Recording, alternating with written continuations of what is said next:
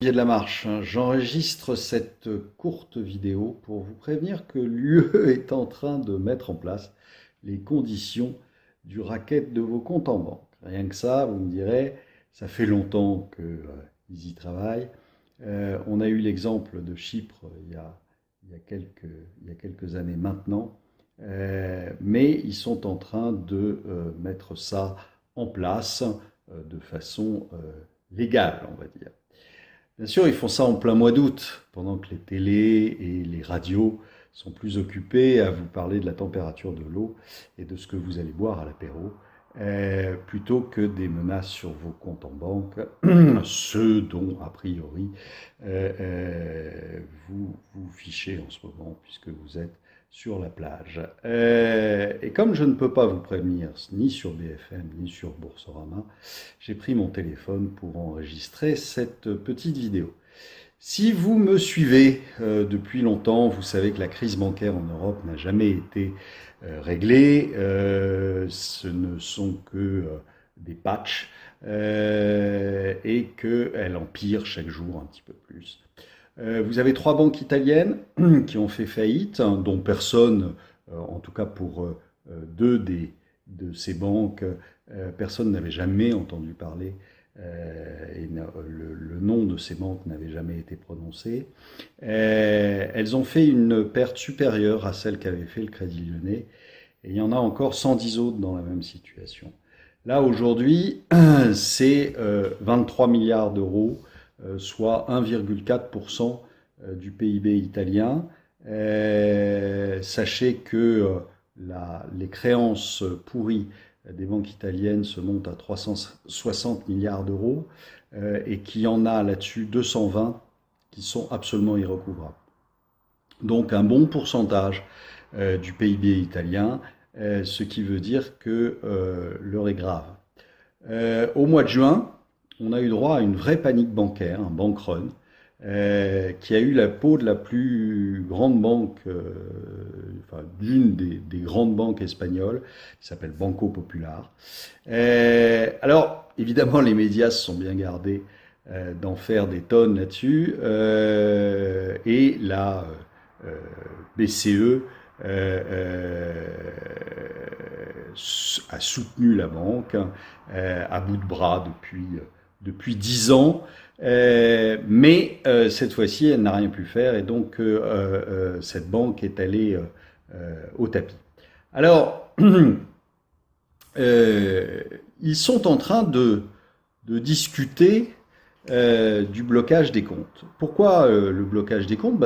Tout simplement pour éviter un bank run qui se généraliserait en Europe. Alors ne croyez pas que parce que ça se passe en Italie, ça ne se passera pas dans le reste de l'Europe, pour la bonne et simple raison que si on veut que ce soit efficace, il faut bien sûr bloquer tous les pays en même temps et bloquer toutes les banques en même temps. Parce que si vous avez le malheur de laisser un pays qui ne bloque pas ses banques, vous aurez la queue dès le matin devant les banques pour retirer leur argent, sachant que ça sera le prochain pays à être passé. Donc, ça veut dire qu'il faut le faire dans toute l'Europe en même temps.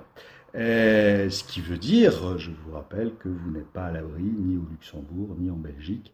Il faut absolument sortir de l'Europe pour pouvoir échapper à ce gel des comptes courants.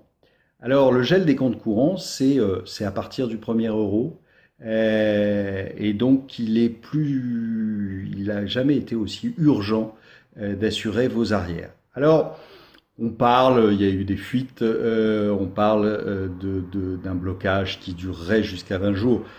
Évidemment, quand vous commencez ce genre de choses, vous ne pouvez pas vous arrêter au bout de 20 jours, parce que ça veut dire simplement que le 21e jour, qu'est-ce qui se passe? Vous avez tout le monde qui se précipite pour retirer son argent, donc ça ne sert à rien, cette mesure n'aurait servi à rien, et donc il faut la prolonger largement au-delà de 20 jours. Mais même si c'est 20 jours pendant lesquels la banque va décider de ce que vous pouvez acheter ou de ce que vous ne pouvez pas acheter.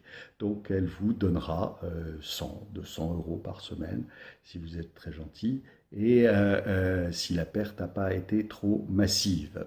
Donc là, il n'est plus question de ces fameux, vous savez, 100 000 euros qu'on vous garantissait et qui ne sont qu'une vaste blague. Alors, si le dépôt était si garanti que ça, il n'y aurait pas de problème pour la plupart des gens. Mais donc, vous savez que les banques sont tellement exposées aujourd'hui que les 100 000 euros, évidemment, pourront être attaqués largement. Alors, je l'ai répété des semaines et des semaines sur les plateaux de télé, notamment sur BFM. Là, vous avez un projet qui est discuté en ce moment. Et donc, on parle bien des comptes courants, hein, on parle de vos comptes, les comptes sur lesquels vous avez vos cartes bleues, vos chéquiers, etc. Alors, il y a vraiment urgence. On peut aujourd'hui tout à fait légalement échapper à ça.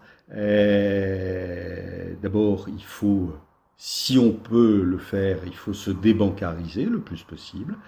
Et puis, vous avez tout un tas d'autres actions à faire, mais il faut que vous en preniez conscience. Il ne faut pas que vous vous disiez que c'est tellement énorme que ça ne peut pas arriver. S'ils en discutent, c'est bien qu'ils ont une petite idée à la tête. Et croyez-moi, le jour où ça arrivera, ça sera trop tard. Donc faites-le avant, pensez-y avant.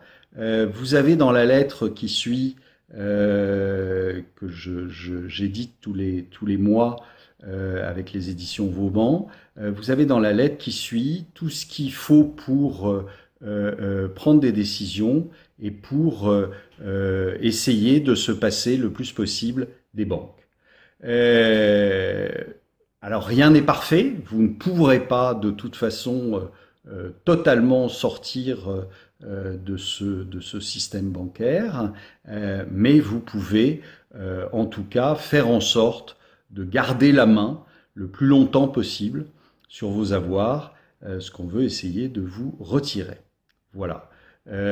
À bientôt et à la rentrée en tout cas sur d'autres médias. Au revoir.